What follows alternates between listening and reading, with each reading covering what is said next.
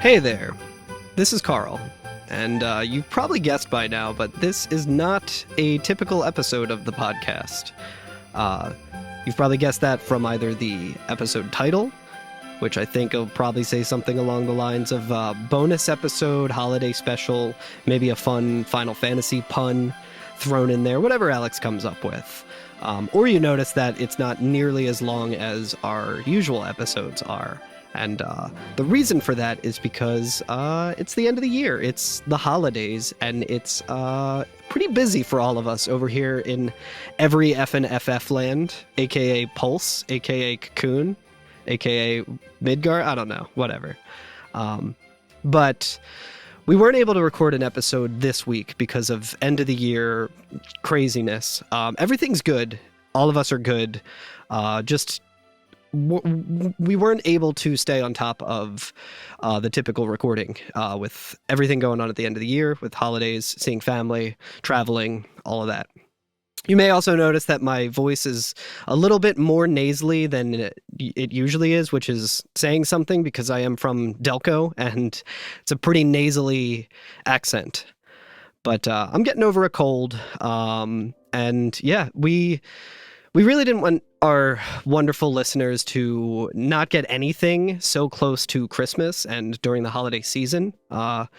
It's a true joy of ours to see each week people excitedly talk about the episode that just came out. So, we didn't want it to be so close to the holidays and just be like, oh yeah, we got nothing for you guys. Sorry, we're busy.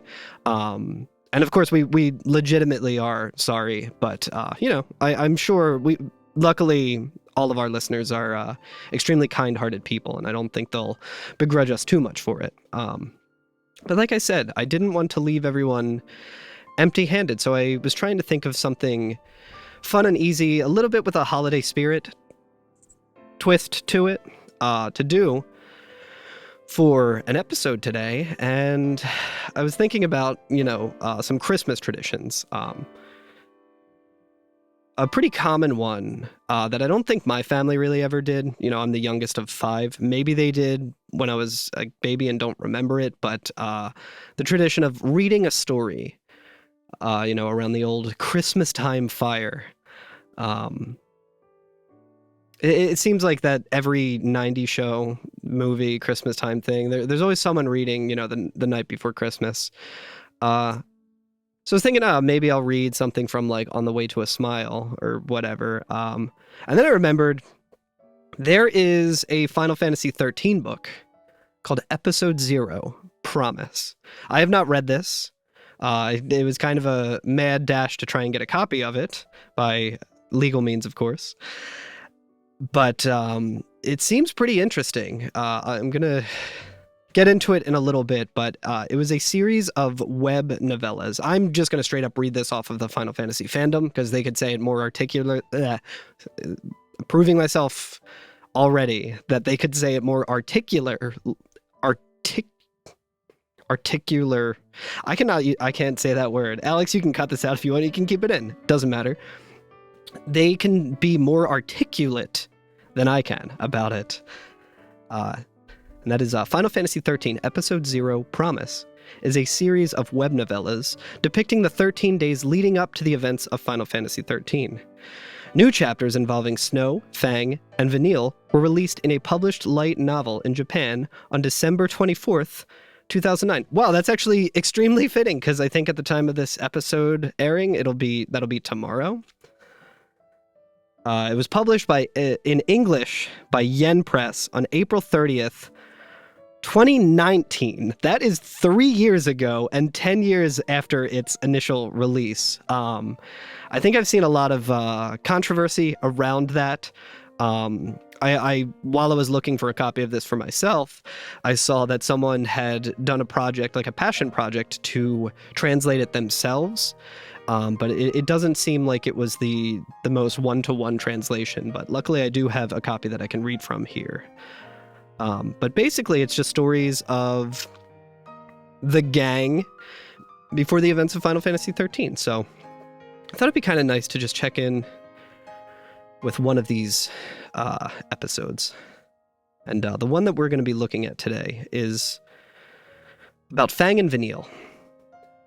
And I'm going to get into it into kind of an audio book style thing. But yeah, if you're tuning in and if you're listening to this after the holiday season and this doesn't really seem like your type of thing that you want, the good news is that you probably have the next episode that we're going to be doing already available to you. I will feel any particular kind of way if you decide to skip over this one. If I'm like looking at the numbers and this one doesn't do too well, I'm not going to be too bothered by it. I fully understand if you're only here for, the main flagship episodes of the show. But figured this might be a fun little thing to do, so why not get into it? So I'm going to take it away reading that chapter. And again, I have not had time to really read this at all yet, so I'm excited to kind of go through it and try and read it with an audiobook kind of flavor. But yeah, stay tuned for that.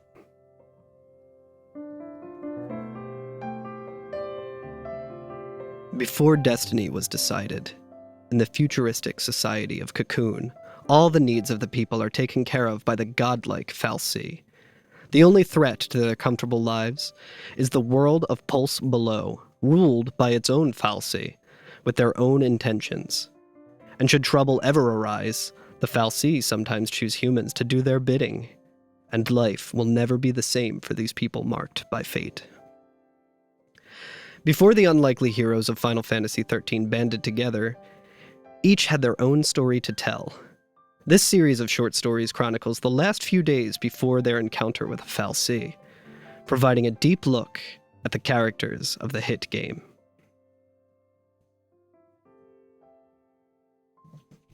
All right, everyone, so I'm just going to be reading this straight off the cuff, as if we were all in the same room together. Try and make it as articulate as I can, so that Alex doesn't have to do too much work with editing my dumbass. But I'm going to crack this open and get started. Final Fantasy XIII, Episode 0, Promise. Strangers. Her sleep was shallow, full of dreams and tears, but her memories were too vague to recall much of anything. Hardly sleep at all. Vanille? She thought she heard someone calling her name, and she opened her eyes. Fang? Had she just imagined Fang calling her? Or was it only part of her dream? Fang should have been sleeping by her side, but she wasn't there. Fang, where are you? Distracted, Vanille got to her feet and looked around. Why was it that the beginning of each new day brought with it more loneliness? She came out into the hallway and called for Fang. She didn't have to yell. Voices and sounds carried well through the great atrium. As expected, she heard a reply from below. She rushed down the stairs and jumped onto the elevator. She already knew where Fang was, and she trotted straight down the passageway and outside. She felt the wind on her cheeks as the chilly, pre-dawn air blew in through the entrance. It was still dim outside. What's wrong? Fang turned around before Vanille could call to her. Oh, nothing. Vanille wanted to ask Fang what she was doing, but she didn't. She just stood silently beside her. She could see the ocean and the sky, but there was no horizon. This sky here is so strange. Fang looked up at the still dark expanse. She'd done the same on the first day they'd woken up too. They'd gone outside, and Fang had looked up at the sky first thing. It feels suffocating. Seeing a town over your head? What the hell? Cocoon was a spherical world. On the interior walls were cities, oceans, and forests. And the space within it was Cocoon's sky, nothing like the sky they knew. The sky isn't all that strange, Fang continued. The ocean, too. It doesn't smell at all like salt. Yes, it does, if you get real close. That's what's so strange. I thought for sure we'd be able to drink it, but then it turns out to be salt water. Got my hopes up. I thought it was a lake at first. Everything about this place is so bizarre. It doesn't make sense. Fang breathed a deep sigh. It's like we're in a dream. Nothing about anything makes sense, Vanille agreed. Yeah, I can't believe they live in a place like this. I wish everything really were a dream. Everything. The day before, and the day before that, and the first day they'd awoken too. If only all of it were a dream. I'd wish we'd just woken up today. If only this moment were the beginning of reality. Maybe it was a stupid thing to think. Maybe it was naive hope. But then maybe she and Fang would have awoken in a different way. It'd be the same. We would fulfill our focus and go back to Grand Pulse. What else would there be? Yeah, you're right. Vanille smiled and nodded. But still, she couldn't help but wonder if they hadn't awoken that day, maybe things would have changed bit by bit, and her worries and pain would be that much further away. Don't worry about it. No focus could be fulfilled in just 3 days. That's just how it is. Fang's emphasis on the just 3 days suggested she thought the reason for Vanille's long face was worry over their lack of progress, since this was their 4th day awake. But looking back on all that had happened in those 3 days, it was dizzying, bewildering, and heavy. Vanille even wished they'd never awakened. If they'd only remained asleep forever, she could have avoided doing anything. They wouldn't have dragged anyone else into this. Vanille shaded her face from the dawning sky. On the day they'd awakened, she and Fang had stood side by side and gazed upward, just like this. Past the shade of her hand, she could faintly see a city through the strangely colored firmament. It was the color of a new beginning. It had taken some time for them to process exactly where they were and what their situation was. Right after awakening, Fang had seemed stuck between dreams and reality, and Vanille had felt uncertain herself too. She couldn't escape the blurred mess of her feelings. As she opened and closed her hands, blinking hard over and over, the mist that had hovered around her senses had cleared bit by bit. Looking around again, Vanille had discovered she was in an empty temple. They were in the chamber of the l'Cie, a room that enshrined l'Cie in crystal stasis. This was how they figured out what had happened to them. They had fulfilled their focus and been put to sleep, and now they had awakened, with a new focus granted to them. That much Vanille could understand. There was just one problem. Hey, what happened before we became crystals? Fang asked her. You don't remember? No, my head is all messed up. All the important things are completely gone. Fang's voice trembled as she stared at the mark of the l'Cie, which had been scorched white. After a few moments, Vanille realized Fang was desperately trying to smile. What if something's broken? As Vanille watched her profile, Fang seemed on the verge of tears. Vanille had never seen such an expression on her face before. She reached out to pull Fang gently into her arms. Me too, she murmured. It sounded like someone else's voice. It took some time for the initial panic to settle, but still, Vanille somehow managed to recover and smile. Let's go home, okay? They'd fulfilled their focus once before. They were sure to receive a warm welcome. They could set out on a journey to fulfill a new focus after that, even if they didn't know what it was. I guess everyone we knew has got to be old now, huh? Fang said, finally smiling for real. You think? Maybe it hasn't even been that long. I can hear them now. Back already. Just how many years were we asleep? It could have been days. That's too much work. At least give us 6 months to rest. As they bantered, they descended the stairs. When they came outside, they expected to see familiar sights. No way! It was nighttime, yet it was bright enough that they could pick out the shapes of buildings and town streets.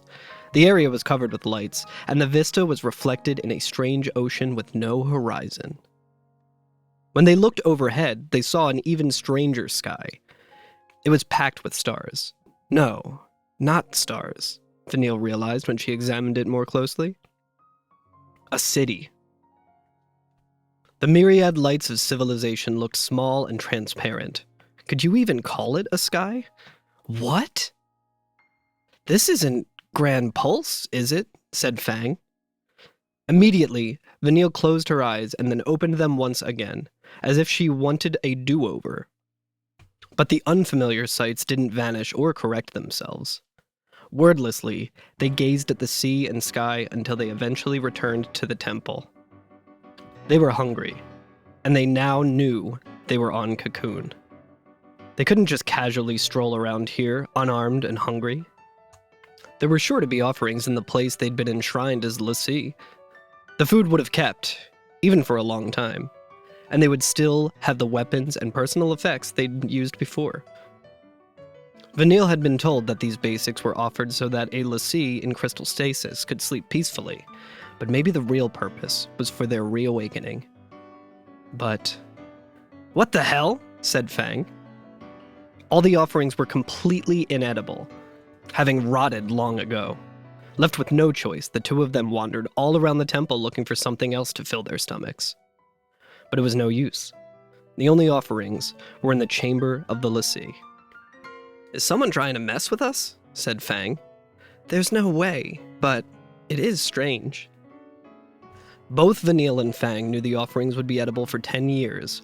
Customarily, new foods would be brought to the temple every decade, and the ones they replaced were divided among everyone in a big festival to share the joy with the sleeping l'Cie. Children wouldn't be fond of the stuff, but it was far from inedible. Whatever they were holding now, however, was all visibly unsafe to eat. Never mind the flavor. "It's not just the food. Look," said Vanille. As they picked through their things again, they found that their ceremonial festival outfits and the box that held them were also faded and damaged. And this too. Fang picked up her favorite spear, confused. Vanille couldn't tell anything about it, but it must have been deteriorated somehow. It's like it's been exposed to the elements.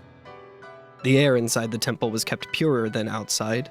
It should have preserved the food and slowed the deterioration of any metals and cloth. "So, thanks to our crystal stasis, we're the only things that haven't changed, huh?" Vanille murmured. Just how long had they been asleep? Those years wouldn't be counted in double digits. Estimating from how rotted the offerings were, it certainly had to be in the hundreds. "Everyone isn't just old now. They're all dead, aren't they?" "No way!" Vanille stared at her feet and bit her lip. She had to, or she would break down immediately.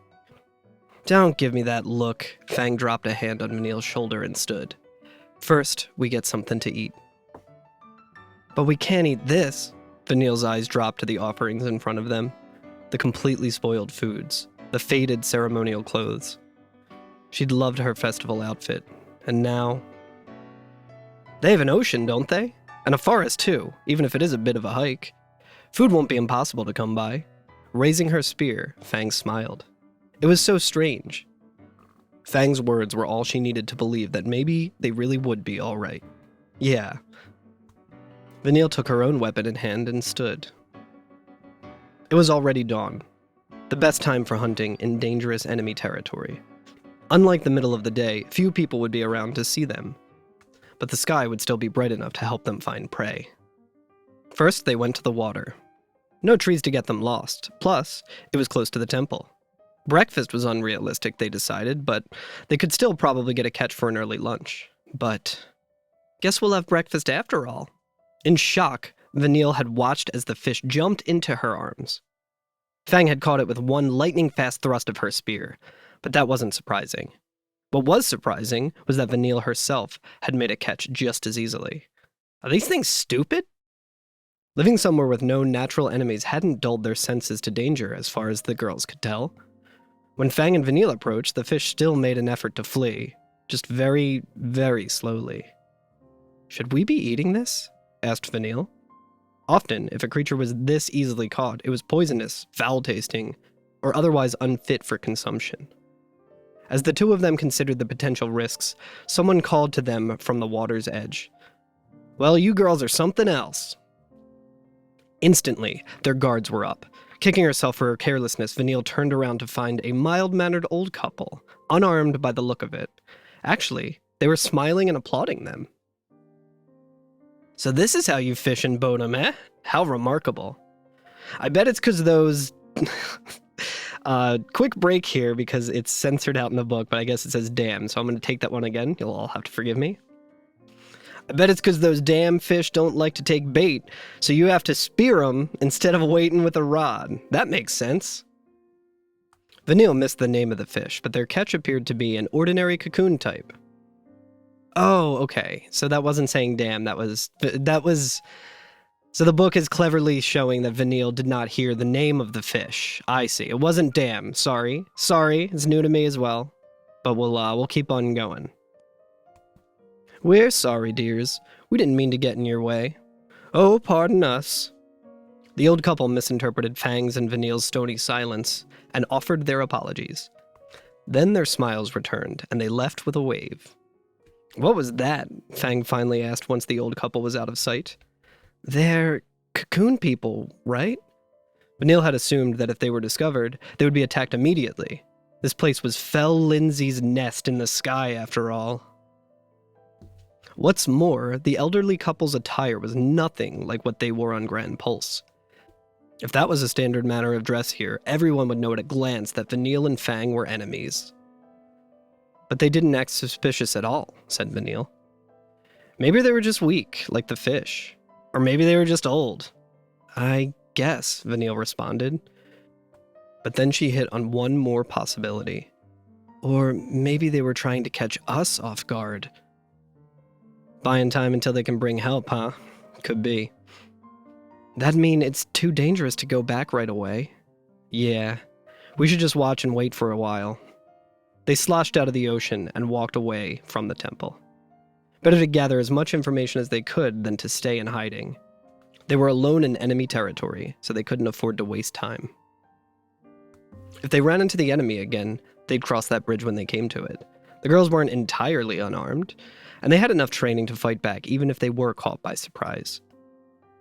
But their training didn't help them at all. Not because it failed them, but because they never needed to use it. The two girls did encounter people. At a distance, they could tell the enemies were unarmed, not even cautious. So Vanille and Fang made no move to attack. It was better to see what they were up to instead of riling them up without a plan. The girls never relaxed for an instant, assuming the enemy would strike as they passed by. They were fully prepared for anything. What are they all thinking? Fang muttered in astonishment.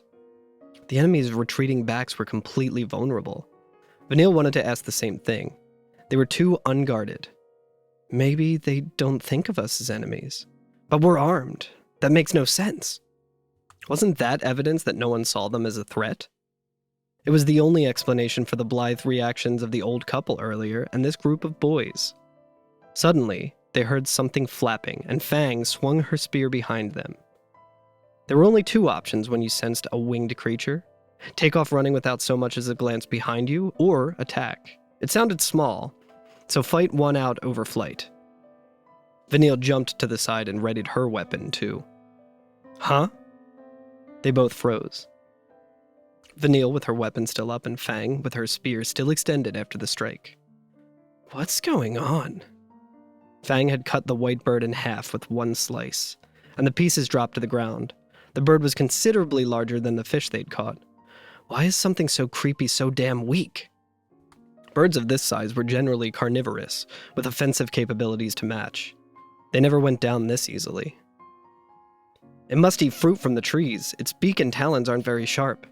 Vanille made sure that the bird was dead, then grabbed it and lifted it up by its legs.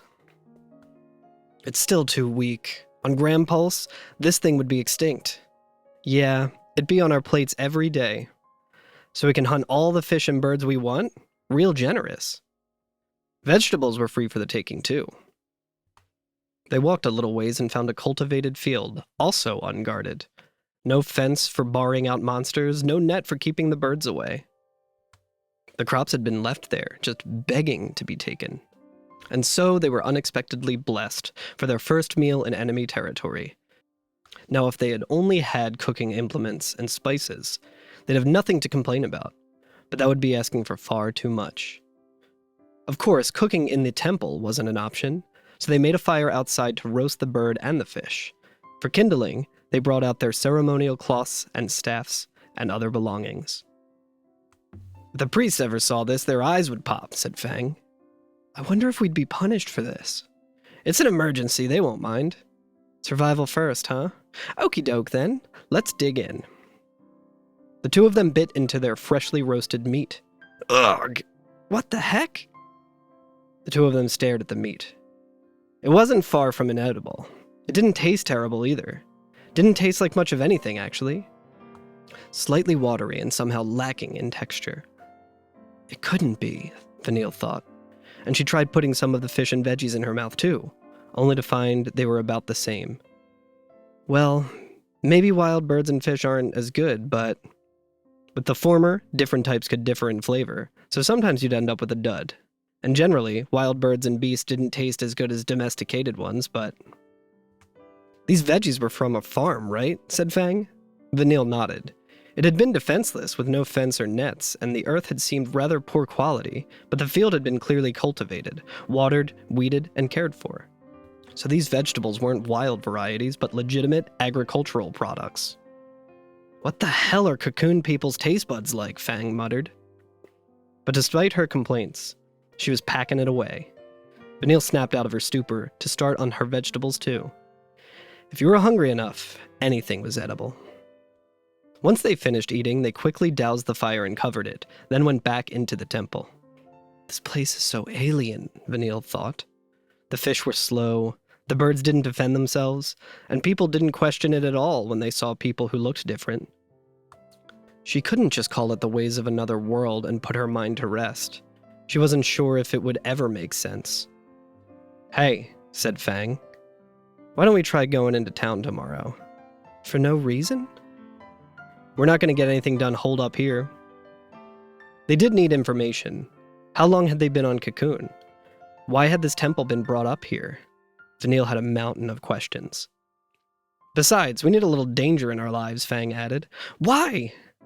Because of our focus. Fang's hand went to her scorched white mark. If we dive right into the middle of enemy territory, the memories just might come rushing back. If Fang did remember, then what would she do? They had only one option, to fight. That was all. But we don't have to rush, right? We just woke up. It's already the second day. Tomorrow will be the third. It's been enough time. Well, I suppose, but... Are you afraid? Fang's eyes softened, and her palm thumped Vanille's back in an attempt to comfort her. Don't worry, you saw those people today. They can all gang up on us if they want, but the two of us together are stronger. She couldn't tell Fang, after all. Not yet. I'm not worried. I've got you with me, Fang. If she blotted something from her mind, would it vanish from reality too? Couldn't she make it so it wasn't real? This sudden flicker of an idea bloomed into a glow that lightened her heart. All right. Let's just go for it. What could go wrong, right? Vanille smiled brightly. For now, she just had to think about tomorrow. If tomorrow went well, that was enough. What the heck is this? It's not a festival, is it? They were already accustomed to seeing cocoon people, and the pair could even stay calm when they passed them by. They'd encountered many people between the temple and here, but not a single one of them had even given Fang or Vanille a strange look, much less attacked them. Walking along the beach, they spotted some women in the water whose clothes resembled theirs. Everyone must have assumed Vanille and Fang were visiting the ocean too. Vanille was relieved. This would make it easier to blend in with the people of Cocoon. But she hadn't expected to see this many people all at once, especially not crammed together in a rather small space. Mouths hanging open, Vanille and Fang both spent a while watching the ebb and flow of the crowds. Let's go, Fang said, and Vanille hurried after her. She had realized they were the only ones on the street standing still. As they walked, Vanille noticed that everyone else seemed to have come here to shop. Looking closer, she saw that the building packed in tight rows along either side of the street were stores. These are all shops. How many were there? It had to be in the dozens. They had multiple stores just for clothing alone, each one full of outfits in every kind of color and design. Oh, that explains why no one would be suspicious of our clothes, even if they are unusual. And clothing was just the start. There were also accessory stores, shops with whole aisles of what appeared to be stationery and writing implements, furniture stores, and big displays featuring some kind of vehicle. There were young women giddily choosing clothes, children whining to their parents for things, and blissful couples leaving jewelry shops arm in arm. Everyone was smiling. Everyone seemed fulfilled. This is enough to make you dizzy. Maybe it was because they were looking back and forth at either side of the street as they walked, but Vanille was exhausted, even though they'd done hardly any walking at all. Hey, Fang? This is exhausting, huh? She almost said. But then she closed her mouth. Fang's eyes were severe as she watched the people. Those thieves! Vanille hurriedly tugged Fang's hand. She could understand how Fang felt better than anyone. After all, Vanille felt the same way. But they were smack in the middle of enemy territory, and right now they were carrying only small, concealable weapons. You can't, Fang. I know, but... Fang's hands were balled into fists in an effort to quell her rising anger. All of this is stolen from us, and still they... Cocoon was the fell Lindsay's den. The foul sea of Cocoon came to Grand Pulse frequently to pillage resources whole cloth. Sometimes they would even carry away a full town. They would peel up farmlands right before the harvest and root out entire veins of ore that would produce rare metal. And because of this, she and Fang saw all the denizens of Cocoon, without exception, as enemies. But Vanille had felt slightly uncomfortable when they met that old couple and passed by that little group the day before. And today, doubt was bubbling up within her as she watched all the shoppers enjoying themselves. Were they really so bad? Had all these gentle-looking people wanted Grand Pulse destroyed and stripped of its resources? From what she saw now, these people weren't so different from her and Fang. Sure, maybe their clothes and houses weren't the same, and their birds and fish and vegetables tasted unusual, but Vanille couldn't help but feel that they were not so different on the inside. That's how it seemed to her, at least. Remember, we're just here for information, she whispered in Fang's ear. She didn't want her jumping the gun. Yeah, Fang briefly replied, just as someone called out to them. Hey, ladies, just the two of you? Shopping today? You're not from around here, are you? Fang stiffened, as if she'd been struck. Vanille turned around and saw two young men behind them. Reflexively, she scowled. The smiles on their faces were utterly, transparently insincere, nothing like the old couple the day before. These guys were trying to catch Fang and Vanille off guard, so they could capture them, she was sure. Oh, are you suspicious of us? One guy asked. We're really not sketchy people. Their expressions and attitude belied their words, and she could see right through to their lies. It was in their eyes. They were up to something. Vanille slowly inched backwards, and Fang's hand drifted to her hidden weapon. Why don't we have tea, or something to eat? When one of them offered food, Vanille and Fang shared a look. Eating together around a table was a gesture of peace. Really? You'll eat together with us? Said Vanille. Such an offer was the last thing she would expect from a foe. There's a good place nearby. We'll show you. Yeah, it's a little early, but it's packed at lunchtime. Vanille glanced at Fang one more time. Fang seemed a little confused, but she was still ready to draw her weapon at a moment's notice. Vanille gave her head a little shake. Don't. Fine, lunch it is. Vanille turned back to the two men and nodded, and they both looked pleased, genuinely this time. Everything about their joy seemed sincere now. Had she just imagined their nefarious plotting? There were creases between Fang's eyebrows, as usual, but she said nothing. Refusing a proposition to share a meal meant a breakdown of negotiations or a declaration of war. It would be extremely dangerous to enter a combat situation among so many people at once, and getting any memories back would no longer be an option.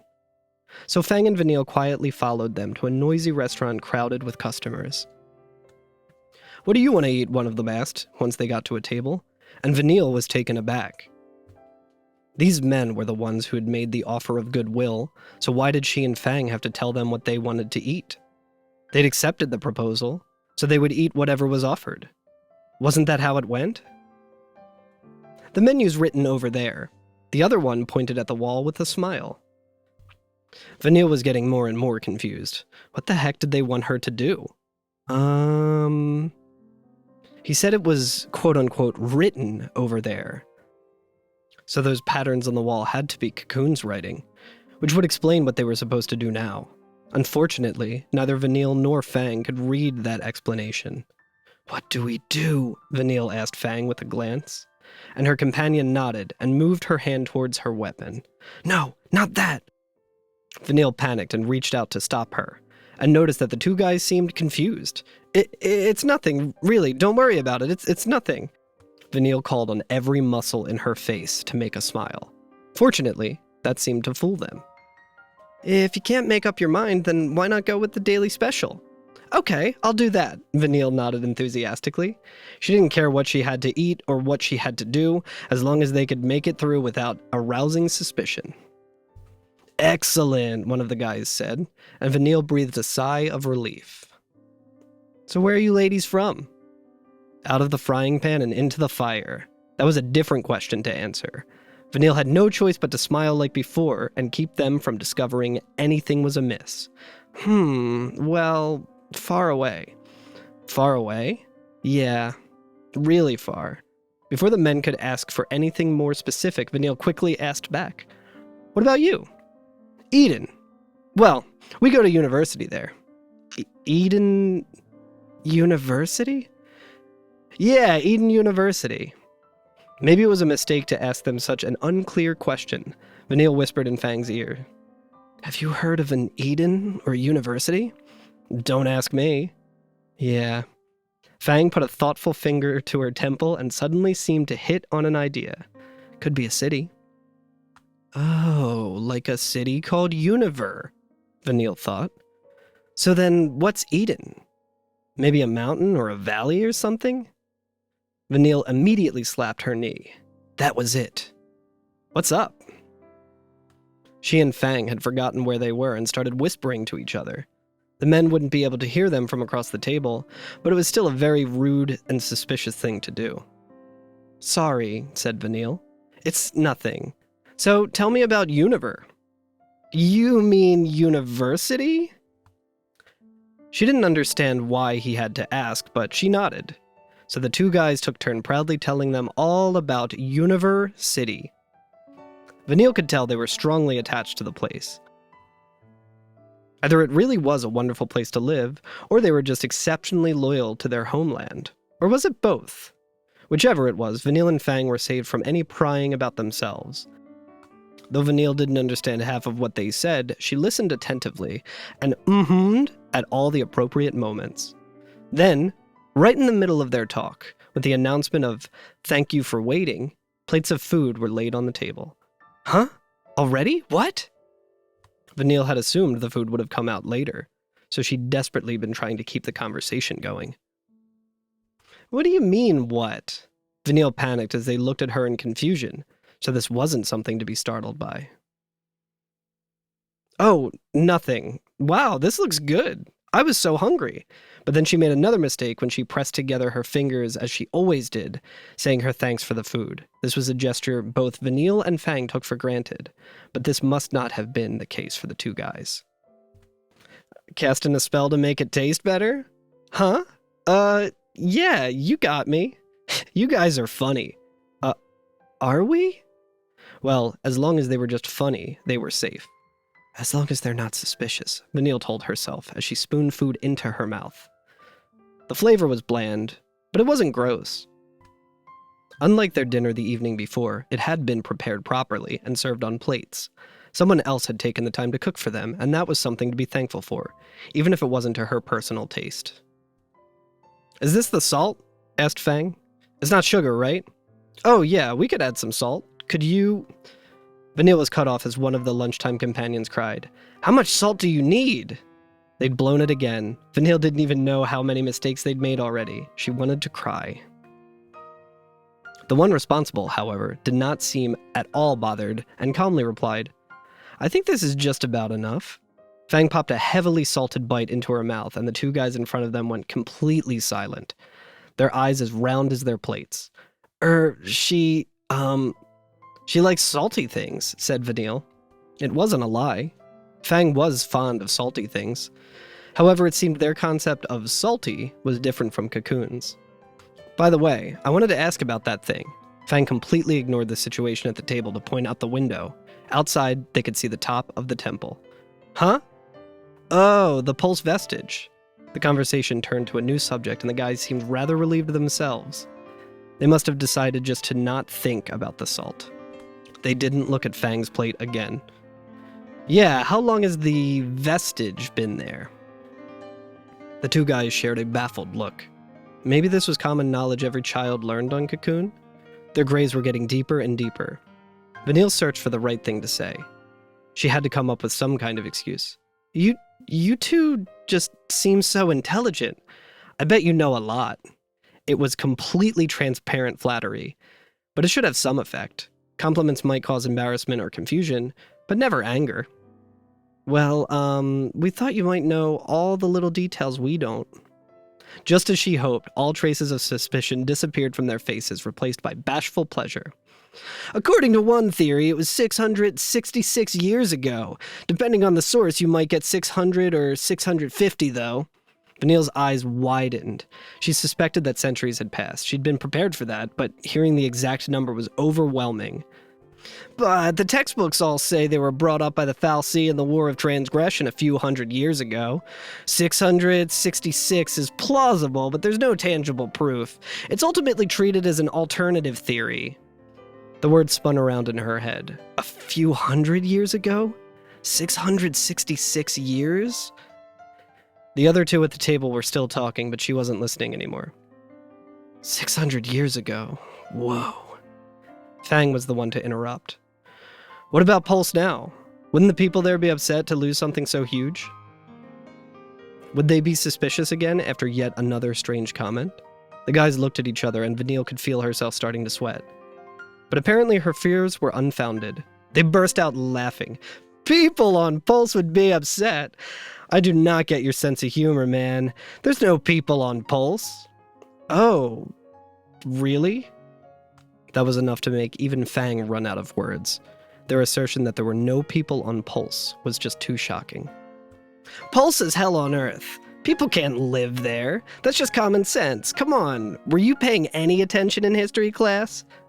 The young man was speaking teasingly, but Vanille couldn't find a decent retort.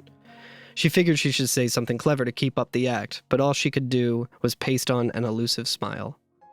Well, the guy continued, they say there might be barbarians, basically animals. Barbarians. Yeah, they hardly know how to talk, and they skin creatures to wear their hides. The Pulse fal'Cie tried to make use of them during the War of Transgression, but they were totally useless. Vanille felt her head heating up with anger. Those useless barbarians were Fang and her. That's all that's living down there, so they won't care what we pull up. We'll make better use of it anyway, so they should be thanking us. Vanille had heard tell of areas that suffered famines because their farmland had been stripped right before harvest. Rumors of railways cut to pieces, leaving towns to freeze to death when their fuel and food had been cut off. And they were supposed to be grateful for that? These two didn't know anything. They'd never gotten their own hands dirty. They felt no guilt for the horrors that had been committed while they built their easy lives on the resources the fal'Cie had stolen. Her hands balled into trembling fists under the table. She even considered tossing her plate at them. She didn't, but not due to a victory of self-control. It was because Fang acted first. Come outside with me for a bit. There's something important I need to talk to you about. Fang stopped eating and stood. Hey, but we're in the middle of lunch. Just come. Fang's voice never rose. Her lips were even slightly upturned, but the smile wasn't genuine. It only looked that way. Vanille knew what was underneath, and that was why she didn't stop her. Those two might not have been the smartest. First of all, as soon as Fang had declared the meal was over, they should have understood they would be attacked. That was a breakdown of negotiations, a declaration of war. Though maybe this custom was incomprehensible to the people of Cocoon. But they followed obediently anyway, so Vanille figured they were probably just stupid after all. They weren't even worried, even though she and Fang were clearly headed somewhere inconspicuous. Never once did they question what was going on. Just 2 or 3 punches from Fang, and they were down for the count. They didn't lift a finger to resist. Just like the bird and the fish from the other day, they were startlingly weak. Sorry we're barbarians, Fang spit. That's rich coming from you. If anyone hears an animal, it's you. Of course, they wouldn't hear. Maybe it was lucky for them that they'd been knocked out cold. Fang kicked them... oh my... Fang kicked them for a while and then crouched down, struck with an idea. What is it? Vanille asked. Their stuff, Fang replied briefly, rifling through their clothes. Oh, searching their belongings might uncover a few clues. And they could appropriate any weapons the duo might have. Copying Fang, Vanille squatted down by the other man. Odd. What is? Mine doesn't have any money. What about yours? Nope. He doesn't either. In fact, he hardly had anything at all. Which reminded her. He also didn't have a bag. How did he pay back there, Fang wondered. When they left the restaurant, one of the two had gone off to the staff and paid. It was indeed strange that he had no money now. And I think that is as good of a place as any to put a pin in that for now. Maybe we'll do more like this. Maybe everyone's going to hate it and throw tomatoes and rotten eggs and cabbage at me for doing a shitty job. Whatever, guys. Fuck you. I don't like any of you anyway. No, but seriously, this was a lot of fun. So if you enjoyed it, I greatly appreciate you listening. I had a lot of fun doing it, and I hope it brightened your holiday just a little bit. And just from all of us here at the Every FNFF podcast, I want to wish everyone a very, very happy holiday season. I think, in the words of Herschel Krostowski, he said it best by saying, have a Merry Christmas, a Happy Hanukkah, a Quasi Kwanzaa, a Tip-Top Tet, and a solemn, dignified Ramadan, and anything else in between. We really, really cannot express how much this show has changed our lives and how thankful we are for our amazing listeners. I just hope everyone has a really, really wonderful holiday season and a happy new year and all of that. And we'll be back soon with regular episodes of the podcast. But yeah, thank you all so much for everything.